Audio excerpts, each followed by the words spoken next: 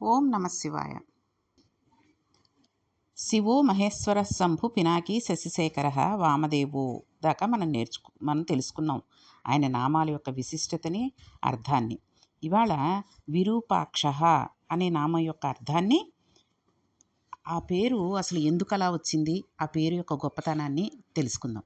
విరూపాక్ష అన్న నామం చాలా చిత్రమైన నామం. సోమ సూర్యాగ్నిలోచన లలాటాక్ష త్రినేత్ర అనే నామాలు కూడా ఇందులోకే వస్తాయి.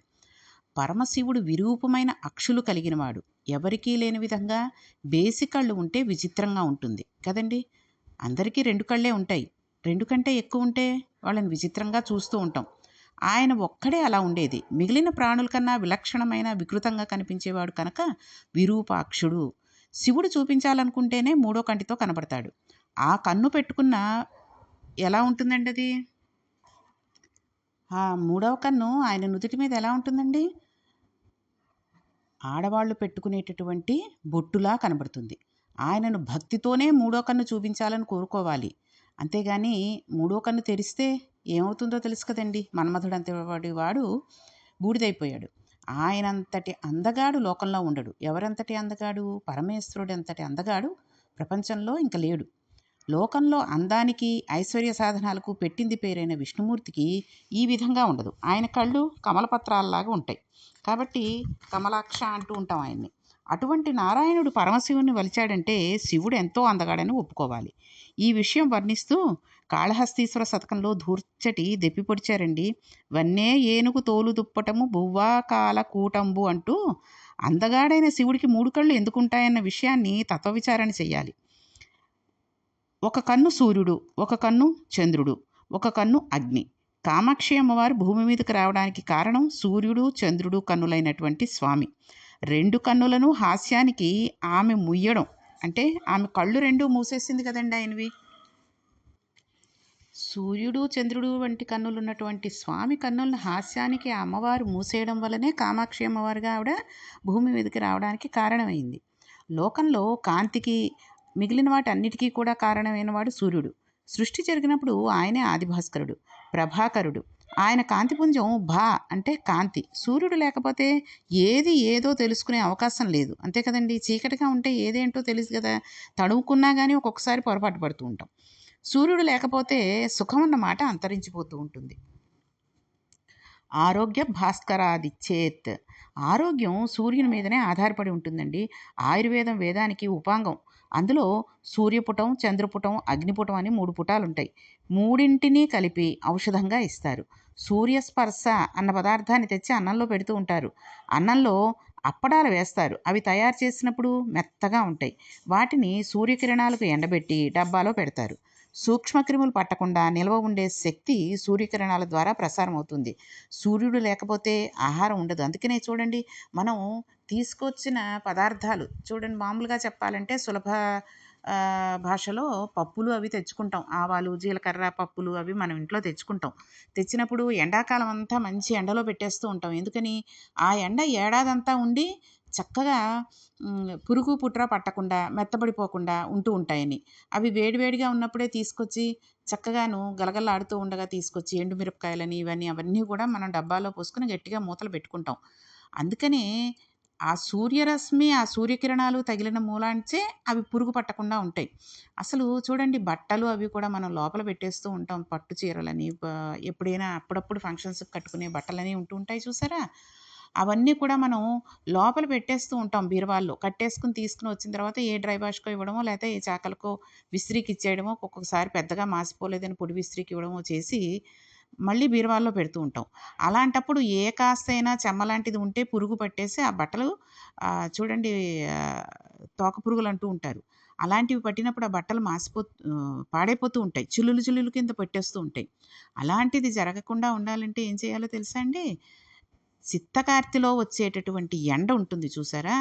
ఆ ఎండలో గనక ఈ బట్టలన్నీ కనుక తీసి ఆరవేసి, మళ్ళీ శుభ్రంగా చక్కగా మడత పెట్టుకుని లోపల పెట్టుకుంటే ఏముందండి, ఒక పొర మీద పెట్టుకున్నా జాగ్రత్తగా ఒక్కొక్కటి తీసుకొచ్చి చక్కగా మడత పెట్టేసుకొని ప్యాంట్లు అవనండి, షర్ట్లు అవనండి, పంచలు అవనండి, పట్టు బట్టలు అవనండి, పిల్లల బట్టలు అవనండి, ఏవైనా సరే తీసుకొచ్చి చక్కగా మడత పెట్టుకుని, ఆ వేడి కొద్దిగా ఉండగానైనా సరే, లేదా చల్లారిన తర్వాత అయినా సరే మళ్ళీ మనం బీరువాల్లో పెట్టేసుకుంటే ఎప్పటికీ అది ఆ సంవత్సరం అంతా పురుగు పట్టకుండా ఉండేటట్టుగా ఆ సూర్యరశ్మి చిత్తకార్తిలోని సూర్యరశ్మి అంత కాపాడుతుందనమాట. అందుకే చాలామంది బట్టలు అవి ఎప్పుడైనా అప్పుడప్పుడు పూర్వం ఇప్పుడంటేనండి బయటికెళ్ళామంటే ఓ 4 డ్రెస్సులు తెచ్చేసుకోవడం, లేదా 4 చీరలు కొనేసుకోవడం, ఆ చీరలకి మ్యాచింగ్ అనడం, మ్యాచింగ్ బ్లౌజ్ ఉంది చీర పాడైపోయిందని చీరలు తీసుకునే వాళ్ళు కూడా ఉంటారు కదండీ! ఫ్యాంట్లు పోయాయని షర్టులు, షర్టులు పోయాయని ఫ్యాంట్లు ఏమిటో ఒక రకం కాదు. వెళ్ళినప్పుడల్లా రకరకాలవి తెచ్చుకుంటారు. తెచ్చుకుని ఆ దిక్కుమాలిన నైటీ ఒకటి వేసుకొని ఇంట్లో కూర్చుంటారు. కాబట్టి ఇన్ని బట్టలు ఉండేసరికి పురుగు పట్టడం అనేది తప్పకుండా జరుగుతుంది. ఎందుకంటే ఇప్పుడు ఉండేది అపార్ట్మెంట్లలో కదండీ! అపార్ట్మెంట్లలో ఉండే వాళ్ళకి సూర్యరశ్మి అనేది ఉండదు. ఎక్కడో చాలా కొద్ది చోట్ల బాల్కనీలలో కొంచెం వస్తూ ఉంటుంది. లేదా టెర్రస్‌కి దగ్గరగా అంటే ఇప్పుడు 6 అంతస్తులు ఉన్నాయనుకోండి. 5, 6 అంతస్తులలో ఉండే వాళ్ళకి టెర్రస్ మీదకి వెళ్ళడానికి అవకాశం ఉంటుంది. కింద నుంచి ఒకటో అంతస్తు నుంచి ఉన్నవాళ్ళు వెళ్ళడానికి బద్ధకిస్తారు. అంత పైకి ఏం పెడతాంలే అని ఆ ఎండ టైంలో ఏం పెడతాం, పొద్దున్నే ఏం పెడతాం, మిగిలిన పనులు ఆగిపోతాయి అనుకుంటూ ఉంటారు. కాబట్టి అటువంటి వాళ్ళకి ఈ సూర్యరశ్మి తగలడం వాళ్ళ బట్టలకి, వాళ్ళ ఇంట్లోకి సూర్యరశ్మి రావడం అనేది జరగదు. అలాంటి చోట చెమ్మగా ఉన్నట్టు చోటే చెదపురుగులు రావడం, గొజ్జింకలు లేతే ఈ తోక పురుగులు రావడం, బట్టల్లోకి ఇరుక్కోవడం, అవి పాడు చేయడం చేస్తూ ఉంటారు. ఎంత బట్టలకి సరిపడేటటువంటి ఫ్రెషర్స్, రూమ్ ఫ్రెషనర్ లాగే ఈ బట్టలకి కూడా ఉండేటటివి ఉండి, కలరా ఉండలవి వేసినా కూడా కొన్ని బట్టలు పాడైపోతూ ఉంటాయి. కాబట్టి ఎప్పుడైనా సరే ఈ ఎండలో మనం వస్తువులు ఎండాకాలం అంతా ఎలాగ పప్పులు, ఉప్పులు అన్నీ పెట్టుకుని నిల్వ చేసుకునేటట్టు చేసుకుంటామో ఈ సూర్యరశ్మిలో, చిత్తకార్తెలో బట్టలు గూడా పెట్టుకుంటే ఎటువంటి తోక పురుగులు, బట్టలకు పట్టే పురుగులు లాంటివి రాకుండా ఉంటాయి. కాబట్టి సూర్యరశ్మి ఇంకా చెప్పాలంటే ఆయన ఇప్పుడు చూడండి ఎవ్వరైనా సరే ఏ కాస్త ఒంట్లో బాగుండక హాస్పిటల్‌కెళ్ళినా వాళ్ళు బ్లడ్ టెస్ట్ చేసి మీకు విటమిన్ డి లేదండి అంటున్నారు. అంటే సూర్యుడు మనకి తగలట్లేదు అని అర్థం. ఇంకా చాలామంది అమ్మాయిలు కూడా చూడండి బళ్ళ మీద వెళ్ళేటప్పుడు ఉత్తి కళ్ళు తప్పితే ఇంకేం కనపడకుండా మొత్తం మొహం అంతా మూసేసుకుంటున్నారు. ఏంటంటే ట్యాన్ పట్టేస్తుందండి అందుకని చెప్పేసి నల్లగా అయిపోతాము అని చెప్పి. కానీ దానివల్ల లేనిపోని అనారోగ్యాలొస్తున్నాయి. ఏముంది ట్యాన్ పట్టినప్పుడు మళ్ళీ 4 వారానికోసారో లేదే నెలకోసారో ఎప్పుడో వెళ్ళిపోతున్నారు. బ్యూటీ పార్లర్‌కెళ్ళిపోతున్నారు. మొహాలు అందంగా ఉండేటందుకు వాళ్ళకు రూ. 1000, 2000 ఇచ్చేసుకుంటున్నారు. అంతా మొహం అందంగా చేయించేసుకుంటున్నారు. ఏదో ఫంక్షన్‌కెళ్ళాలన్నా, పెళ్ళిళ్ళకెళ్ళాలన్నా. అటువంటప్పుడు వాళ్ళకేమవుతుంది సూర్యకిరణాలు తగలక విటమిన్ డి లోపాలు వచ్చేసి ఎముకలు గుల్లబారిపోతూ ఉంటాయి. అందుకనే చూడండి బాత్రూంలో కొంచెం జారితేనో, లేకపోతే చిన్న బల్ల మించి కిందకి పడితేనో కాలు విరిగిపోవడం, ఆ కాలుకి ఆపరేషన్ చేయడం, రాడ్స్ పెట్టడం లాంటివి ఈ రోజుల్లో చాలా వింటున్నాం. అందుకనే సూర్యరశ్మి చాలా ముఖ్యమైనది. సూర్యరశ్మి అంటే సూర్యుడు, చంద్రుడు శివుడి కళ్ళనుకున్నప్పుడు సూర్యుడు ఎంత ఆహ్, ఎంతటి పవర్ కలిగి ఉంటాడండి. కాబట్టి సూర్యరశ్మి వల్ల మనం ఆహారాన్ని కూడా నిల్వ చేసుకునేటటువంటి అవకాశాలు ఉంటూ ఉంటాయి. అసలు సూర్యుడు లేకపోతే ఆహారమే ఉండదండి. చూడండి చెట్లన్నీ మరి చిన్నప్పుడు చదువుకునే ఉంటారు. కిరణజన్య సంయోగ క్రియ చేత ఆహారాన్ని తయారు చేసుకుంటాయి అని. అలా తయారు చేసుకునేటప్పుడు వచ్చిన పదార్థాలనే మనం చెట్ల నుండి కోసుకొని తింటూ ఉంటాం. కిరణజన్య స కిరణజన్య సంయోగ క్రియ అంటే ఏంటో తెలుసా అండి? ఒక చెట్టుకు కావాల్సినది ఏంటండి? నీరు, ఆహ్, సూర్యకిరణాలు.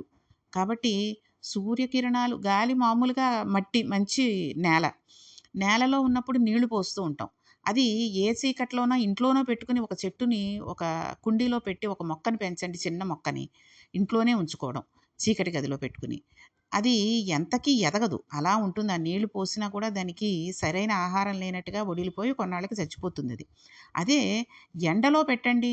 అదే కుండీలో పెట్టినా సరే, లేదా నేల మీద వేసినా సరే, అది మనం నీళ్లు పోసే నీటికి, ఆ భూమిలో ఉండే సారాంశాన్ని పీల్చుకుని, సూర్యకిరణాల వల్ల అది ఎంతో చక్కగా దానికి పెరుగుదలకి ఆ సంయోగక్రియ చేత ఈ 3 జరిగినటువంటి భూమి అంటే మట్టి, నేల, సూర్యకిరణాలు కలిగినందువల్ల ఆ చెట్టు ఎంతో చక్కగా పూసి మనకు ఆ పళ్ళు, కాయలు, పువ్వులు ఇస్తూ ఉంటుంది. కాబట్టి ఈ రకంగా సూర్యకిరణాల చేత చెట్లన్నీ ఇచ్చేటటువంటి పదార్థాలని చెట్ల నుంచి కోసుకుని మనం తింటున్నాం, పశువులు తింటున్నాయి. మాంసాహారం తినే జంతువులు, శాకాహారం తినే జంతువులు మాంసాన్ని తినడానికి ఇష్టపడతాయి. శాకాహారం జంతు శాకాహారం అంటే చెట్లు, మొక్కలు తినేటటువంటి జంతువుల్ని శాకాహారం తినే జంతువులంటే మాంసాహారం తినే జంతువులంటే మాంసం తినేటటువంటి పులులు, నక్కలు, ఇటువంటి సింహాలు ఇవన్నీ కూడా చూడండి మేకల్ని, గొర్రెల్ని వాటిని తింటూ ఉంటాయి. ఎందుకని? అవి ఈ మాంసాహారం తినే జంతువులకు తెలుసు. శాకాహారం తినినటువంటి జంతువుల యొక్క బలం చాలా ఎక్కువగా ఉంటుంది. అందులో మాంసము అలాంటివి చాలా ఎక్కువగా ఉంటాయి కాబట్టి వాటిని తినడానికి ఇష్టపడతాయి. పులి చూడండి నక్క మాంసాన్ని ఇష్టపడదు. ఎద్దు మాంసాన్ని ఇష్టపడుతుంది. నక్క మాంసాహారి కదండీ! దాని మాంసాన్ని తినదది. ఎద్దు మాంసాన్ని ఇష్టపడుతుంది. ఎద్దు కేవలం శాకాహారి. ఏనుగు కేవలం శాకాహారం తింటుంది. శాకాహారం ఎంత బలాన్ని ఎంత మంగళకరమైన దర్శనాన్ని ఇవ్వగలదో చెప్పాలంటే ఏనుగే ఆదర్శం. ఏనుగు ముఖాన్ని వినాయకుడు పెట్టుకున్నాడు. ఏనుగు కుంభస్థలం మీద లక్ష్మీస్థానం. ఏనుగు ముఖం చూస్తే మంగళప్రదం. మహాపండితులకు సన్మానం చేయించాలంటే గజారోహణం చేయిస్తారండి. ఈశ్వరుని ఊరేగింపుగా ఏనుగు కుంభస్థలం మీద కూర్చోబెట్టి తిప్పుతూ ఉంటారు. శాకాహారి అని ఏనుగుకి అంత బలం. శాకాహారానికి అంత శక్తి ఎలా వచ్చింది? సూర్యుడి నుంచి వచ్చింది. సూర్యశక్తి ఎంత గొప్పదో, ఎంత ఆహారం ఇస్తున్నాడో, ఎంత బలం ఇస్తున్నాడో, ఆరోగ్యం ఇస్తున్నాడో, నీటిని పీల్చేవాడు ఆయనే, వర్షించేవాడు ఆయనే. అపాం మిత్ర అని ఆదిత్య హృదయంలో ఒక నామం. సూర్యుడు నీటిని పీల్చి మళ్ళీ వర్షిస్తాడు. నీటిని పీల్చినప్పుడు నిర్దాక్షిణ్యంగా లాగేస్తాడు. లాగిన నీటిని తాను దాచుకోకుండా మేఘాల రూపంలో మళ్ళీ వర్షిస్తాడు. అందుకని మనం నిలబడగలుగుతున్నాం. 10 రోజులు సూర్యుడు కనపడకపోతే ఎంతో భయంకరంగా ఉంటుంది. ఆయన అందరికీ మిత్రుడు. మాంసనేత్రానికి దొరుకుతాడు. ప్రత్యక్షంగా కంటికి కనిపించే భగవానుడండి. సూర్యుడు శివుడికి ఒక కన్నై లోకానికి ఎంతో పోషణ చేస్తున్నాడు. సమస్త ప్రాణులు ఏం చేస్తున్నాయో, ఏం ఆలోచిస్తున్నాయో ఆయన ఆ కంటితోనే ఎక్కడున్నా చూస్తూ ఉంటాడు. మీకు నేను ఇదివరకు రామాయణ భాగవతాలు చెప్పినప్పుడు, అరుణాచల వైభవం చెప్పినప్పుడు కూడా ప్రతి పురాణంలోనూ చెప్పే ఉంటాను. అయినా ఇంకొకసారి ఇప్పుడు సూర్యుడి గురించి వచ్చింది కాబట్టి చెప్తున్నాను. సూర్యకిరణాలు తగిలినటువంటి పదార్థాలను మనం భుజించడం వల్ల ఎంతటి ఆరోగ్యం చేకూరుతుంది అనడానికి ఏంటో తెలుసా అండి? ఎప్పుడైనా ఒక వ్యక్తికి ఒక ఒక రకమైన అనారోగ్యం ఉండి, అదే అనారోగ్యంతో బాధపడుతూ ఉన్నాడనుకోండి, నిత్యము బాధపడుతూ అనేక మందులు వాడినా, ఎన్ని హాస్పిటల్ తిరిగినా, ఎటువంటి శస్త్రచికిత్సలు చేసినా తగ్గలేదే అనుకోండి. అప్పుడు చక్కగా నిష్టతోటి ఇంట్లో యజమానికి ఎలా ఉన్నా, యజమానురాలికి ఎలా ఉన్నా, ఆ ఇంట్లో వాళ్ళు ఎవరైనా సరే ఒకళ్ళు పూనుకుని, మడిగా, శుచిగా, శుభ్రంగా ఆ సూర్యనారాయణమూర్తిని తలుచుకుంటూ చక్కగా ఆవు పాలతోటి, బెల్లము, చక్కటి బియ్యము కడిగి వేసినటువంటి బియ్యంతోటి, ఆవు నెయ్యి వేసి చక్కగా పరమాన్నం వండి, ఆ సూర్యకిరణాలు పడుతున్నప్పుడు, లేత కిరణాలు పడనివ్వండి, మీరు సూర్యుడి వేడిలో ఏ వేడికైతే కూర్చుని అక్కడ కలరో ఒక 10, 15 నిమిషాలు అటువంటి స్థలంలో చూసుకుని, ఆ సూర్యకిరణాలు ఈ ప్రసాదంలో పడేటట్టుగా ఆ గిన్నె ఓపెన్ చేసి, మరి చిన్న గిన్నెలో మూత పైన గిన్నె యొక్క మూత అంటే పై స్థానం చిన్నదిగా ఉండకుండా వెడల్పుగా ఉండేటటువంటి గిన్నెలు. అందులో గనక పెట్టినట్టయితే మొత్తం ఈ పరమాన్నానికి అంతటికి మీరు ఎంతో కేజీలు వండక్కర్లేదండి. కొద్దిగా ఓ చిన్న డబ్బాడు, చిన్న గ్లాసుడు వండుకున్నారంటే ఆ మనిషికి సరిపడా ఎంత తినగలడో అంత ఆ పరమాన్నం చేసి దాన్ని తింటున్నాడు కదా అని ఓ జీడిపప్పులు, కిస్మిస్సులు ఎక్కువ వేసేయకుండా ఆవు పాలు, ఆవు నెయ్యి, అన్నం, బియ్యం, తర్వాత బెల్లం వేసి చక్కగా మగ్గించి మెత్తగా ఉండేటట్టుగా చేసి ఆ సూర్యనారాయణమూర్తి కిరణాలు ఆ గిన్నెలో పడేటట్టుగా పెట్టుకుని చక్కగా ఈగలు, దోమలు ఏమీ వాలనటువంటి చోట ముందే ఆ ప్రదేశాన్ని శుభ్రంగా కడిగేసుకుని, ముగ్గు పెట్టుకుని, ఒక పీట లాంటిది వేసి, ఆ పీట మీద ఈ గిన్నెను పెట్టుకుని, చక్కగా మీరు కూడా ఒక ఆసనం వేసుకుని దాని మీద కూర్చుని 11 సార్లు ఆదిత్య హృదయం చాలా నిష్టతో, భక్తిగా, నమ్మకంతో, విశ్వాసంతో చదువుకుని, ఆ కిరణాలు నీ కిరణాలు ఈ పాయసం మీద పడినందువల్ల పరమాన్నంలో నీ కిరణాలు కలిసినవి నేను ఇంట్లో ఎవరికైతే అనారోగ్యంగా ఉన్నారో వాళ్ళకి తినిపిస్తాను స్వామి, వాళ్ళకున్న అనారోగ్యాన్ని పోగొట్టు అని ఆయన మీద ప్రగాఢమైన విశ్వాసంతో గనక మనము 11 సార్లు ఆదిత్య హృదయం చదువుకొని ఆయనకి నైవేద్యం పెట్టి, ఆ నీళ్ళు నైవేద్యం పెట్టేటప్పుడు ఇప్పుడు నైవేద్యం పెట్టేటప్పుడండి, మహా నైవేద్యాలు పెట్టినా, ఇలాంటి ఏదైనా పదార్థం చేసి పెట్టినప్పుడు ప్రత్యేకించి పదార్థం సేమ్యానో, లేకపోతే ఏదో ఒకటి రవ్వ కేసరనో ఏదో పెడుతూ ఉంటాం అమ్మవారికి కూడా. పులిహారని, దద్దోజనమని అలాంటివి పెడుతూ ఉంటాం కదండీ! పెట్టినప్పుడు తప్పకుండా మంచినీళ్ళ గ్లాస్ ఒకటి పెడుతూ ఉండాలి పక్కనే, ఆ పళ్ళెం పక్కనే. ఉత్తి పరమాన్నం ఒకటి, లేదా పులిహార ఒకటి పెట్టేసేస్తే, ఆవిడ తింటున్నప్పుడు డెక్కెడితే మంచినీళ్ళు కావాలంటే ఎక్కడి నుంచి తాగుతుంది ఆవిడ? ఎక్కడి నుంచి తాగుతాడాయన? కాబట్టి అమ్మవారికైనా, అయ్యవారికైనా నైవేద్యం పెట్టేటప్పుడు తప్పకుండా పక్కన ఇంకొక గ్లాసులో నీళ్లు పెట్టాలి.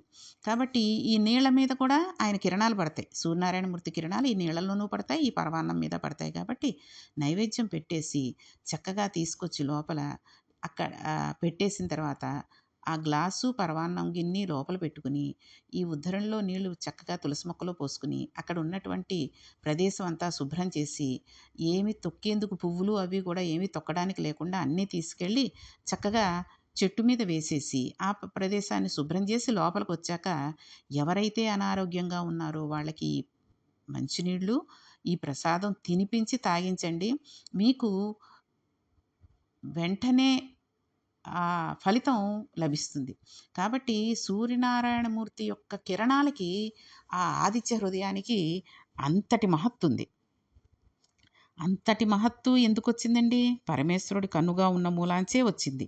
కాబట్టి లోకానికి ఎంతో పోషణ చేస్తున్నాడాయన. సూర్యనారాయణమూర్తి శివుడికి ఒక కన్నై. సమస్త ప్రాణులు ఏం చేస్తున్నాయో, ఏం ఆలోచిస్తున్నాయో ఆయన కంటితోనే ఎక్కడున్నా చూస్తూ ఉంటాడు. ఇంకా రెండవ కన్ను చంద్రుడు. సమస్త జీవుల సంఘాతాన్ని చంద్రుడిగా స్వీకరించాడు. వరాహ పురాణంలో బ్రహ్మగారు ఒక మాట చెబుతారండి. శరీరాలతో ఉండే జీవులన్నీ కలిసి సంఘాతంగా మారిస్తే అదే చంద్రుడు. పరమేశ్వరుడు ఒక కంటితో తప్పింపజేస్తూ, ఒక కంటితో చల్లదనం ఇస్తాడు. సమస్త భూతాలలో ఉన్న జీవస్వరూపాన్ని చూడగలిగిన రూపంగా శివుడు కన్నులు ధరించి ఉన్నాడని తెలుసుకున్నాం కదండి. అంటే పెట్టినా ఆయనే, కొట్టినా ఆయనే. లోకానికి తల్లి, తండ్రి అని నిరూపించడం. సూర్యచంద్రుడు ఆయన నేత్రాలు. చంద్రుడు ఓషధులను ప్రేరేపించి జలాలకు అమృతతత్వం ఇస్తాడు. రాత్రిపూట నీటి మీద వెన్నెల విశేషంగా పడితే అమృత కిరణుడైన చంద్రుడు కిరణ రూపంలో నీటిలోకి ప్రవేశిస్తాడు. తెల్లవారుజామున నీటిలో స్నానం చేయడం చేత ఆ అమృత శక్తి శరీరంలోకి ప్రవేశిస్తుంది. అందుకే కార్తీక మాసంలో నదీ స్నానం మంచిది. పరిణిత చంద్రుడైన కారణం చేత ఆశ్వయుజ మాసంలో ప్రౌఢమైన వెన్నెల ఉంటుంది. శంకరులు చంద్రుణ్ణి హిమకరహ అంటారు. తన చల్లని చేతులతో స్పృశిస్తాడు. హిమము అంటే చల్లదనం, కరహ అంటే చేతులు.